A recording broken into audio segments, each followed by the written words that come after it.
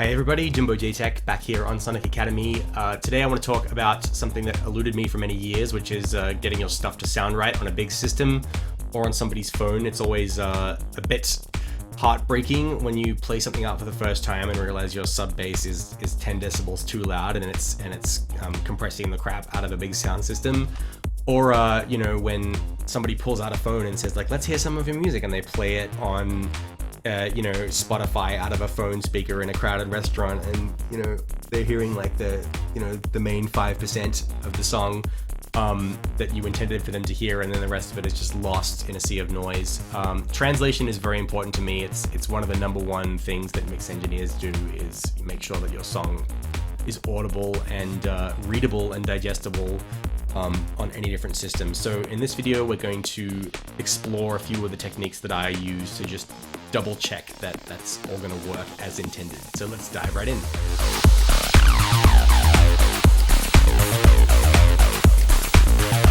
Alright, here is a clubby, festival-oriented type track, which is currently taking shape, like some of the previous projects that I've shown you. It's very fresh still, everything's kind of just being thrown at the page. I'm playing you this one because in its current state, things are a little bit buried in the mix, and to finalize this track, there will need to be some approaches taken to make it more translatable, to make it translate across different systems. Let me just play it for you as it is right now.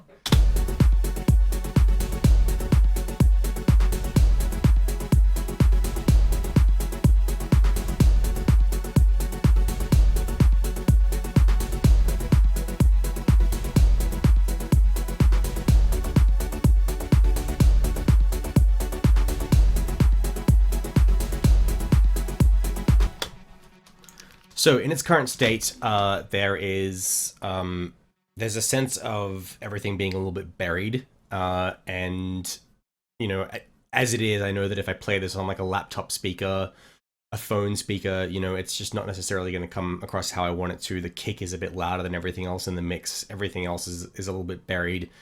And so this is the challenge we face as producers, is we have 30, 40, 50, up to 100 more tracks, all put into this 3D sound space, and then what we're essentially being asked to do is collapse it all down into a sound space that's being created by a phone that's this big. And how does everything fit in, and what sticks out and what doesn't? And there's a real art to it, and some people lament having to do this, but that's the reality. That we live in a world where music is listened to on so many different kinds of sound systems, and there is an art to making a track that works both incredibly small and incredibly big. You don't really have to sacrifice anything in the end. You just have to place things properly, and you have to, just think about that aspect of things. So the first thing I'll say is that your monitoring setup needs to work, and people are always on a quest for the perfect sound in their studio, and they're using software to flatten out frequency curves of their speakers' frequency response in their headphones, and that's all like fine. I've found, in mixing a lot, hundreds of tracks over the last couple of years, the most important thing is that your sound just works in the studio, and generally it actually can be that black and white. Like the sound either just works or it doesn't. And, so I think part of it is about the way that your speakers are set up and where you're sitting in the room. So the first thing I'll tell you to do is go and Google the bass hunter technique for determining what your ideal sitting position in the room is. One reason people's bass doesn't translate is because they're actually sitting out of the sweet spot of their speakers, and they're sitting in a bass hole where they have to, maybe put their head back a little bit to actually hear the sub bass properly, or put their head forward. And that basically, this bass hunter technique, it's a great way of determining where in the room, on the center axis of the room, exactly you should be sitting. And then from that point, you're in an equilateral triangle with your monitor speakers. And, you do want to ideally have some room treatment as well. My advice to people who are just starting out is go on Reddit, go on the internet. There are DIY guides. Treating your room can be very, very inexpensive now, and it's totally worth it. But let's work on the basis that you don't have the acoustically perfect studio right now. I'm going to show you a way to sort of construct the whole mix and put it together, where you will actually be able to sort of overcome some of the hurdles of your room not necessarily translating as well as you want it to.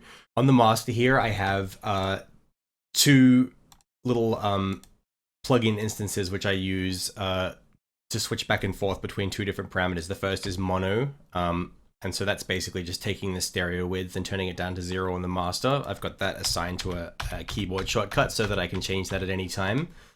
And then over here, I have this sort of very, very basic and not completely authentic sort of smaller speaker emulation. I've got this Yamaha NS10 situation, and that was basically these little speakers that were made in the 1970s, originally as hi-fi speakers.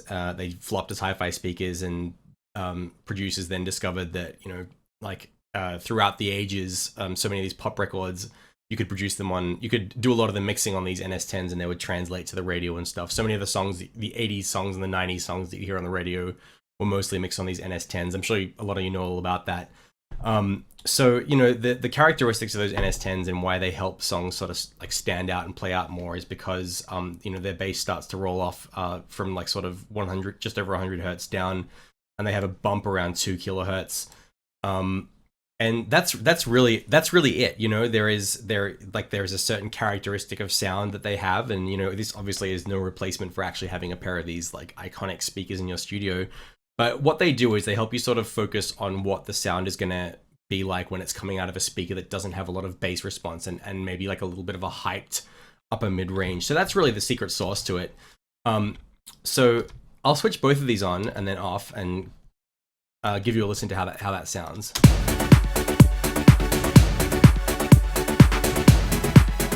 And the original. So we've got that extra perspective, and it's a keystroke away now. I can sort of switch back and forth between those at any time. What I normally actually do is have this all coming out of one speaker, and I usually have that automatically happen with this balance. So I usually have this mono utility. When I switch to it, it automatically just makes it out of the left speaker. I'm going to keep that at center today because for you listening, if you're on headphones, it sounds a bit weird coming out of one headphone. So I'm going to keep that on center, and I'm actually going to physically turn off one of my monitor speakers here. So I'm going to do a quick volume pass now, and I'm going to do this just out of one speaker. And I'm doing it out of one speaker because that's true mono. It's coming from one sound source, and it takes the stereo information of your room out of the equation. So it's listening out of one side, out of one single speaker in mono is a more reliable mono listening environment than out of two speakers switched to mono. So I'm going to turn my mic off now because I'm using the speakers. So I'm just going to do this volume pass very quickly.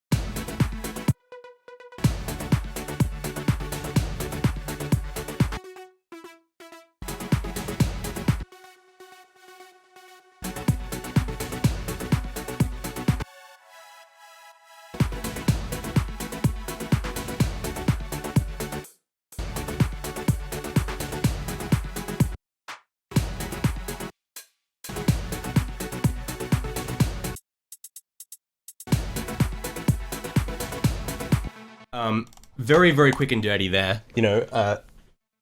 I would probably spend a little bit more time on that if I was just noodling around in the studio normally. So let's have a listen back to that on in stereo now. And let's have a listen to how different the mix sounds compared to the original mix print. I've got the test print here. This is where the mix just was.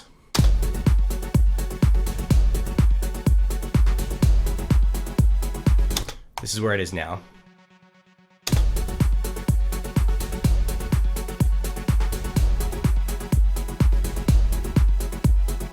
Hear how that's buried in the center in the kick, and everything feels a bit buried, and now I've sort of brought it out a bit more.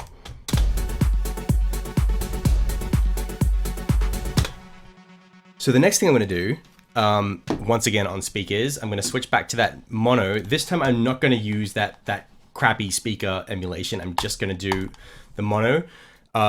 Very important at this stage, I'm actually going to switch back to one speaker. I'm going to crank that speaker a little bit. I'm going to do this a little bit on the loud side because I do want a mix that also works when you blast it a little bit.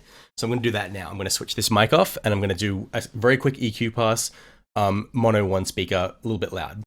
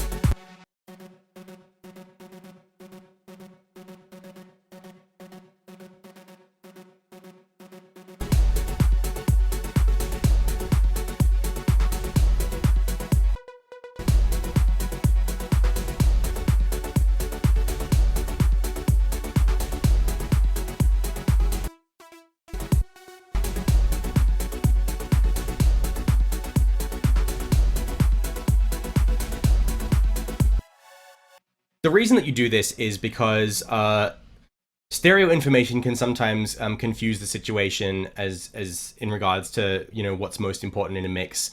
And, you know, you really want a mix that can collapse down to mono because like 50% of the listening systems that you are on are actually, you know, mono. Like if you're listening to like, you know, it's like one of those portable Bluetooth travel speakers that's like sitting in the corner of a room, in a room where everyone's talking. Then you want your mix to work in mono because it's really just coming from a mono source. If you're in the club, you want a song that really, really works in mono because all the stereo information is a bit superfluous because the stereo will change depending on like where the listener is standing in the room.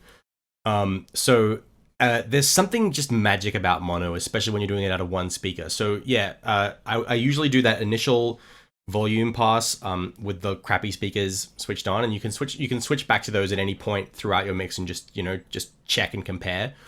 Then I do that, yeah, blast one mono speaker a little bit and do my sort of fun EQ mix on that.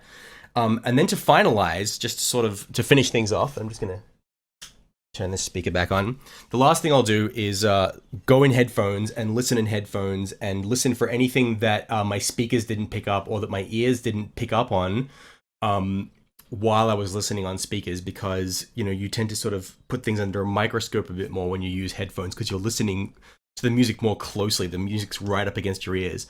So for this, I listen in stereo without anything on the master at all. So let's have a quick listen now, and I'll see if there's anything else I just want to clean up quickly with like one playthrough.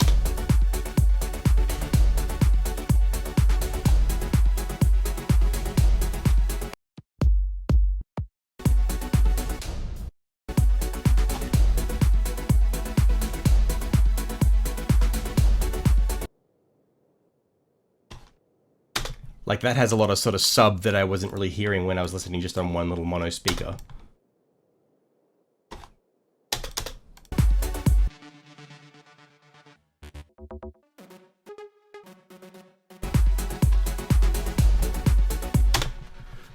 otherwise, I'm actually pretty happy with that. So let's have a quick listen now to actually where it was, in the beginning versus where it is now that we've applied a bit of attention to how it translates.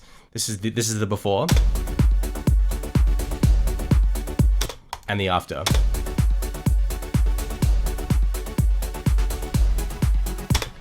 So to me, that sounds much more cleaned up, more visible. And the reason that you sort of go mono speaker and then headphone check is that if the bass is a little bit off with your speakers, you'll notice it on the headphones. If there is some discrepancy in the characteristics of your room or the speakers, the headphone check after the speaker adjust means that you are making a natural sound that's based on the air vibrating out of your speakers, but then you're just like double checking it with the magnifying glass of your headphones. In the next video, we'll be looking at overcoming your writer's block by designing your track's arrangement right at the outset, so stay tuned for that.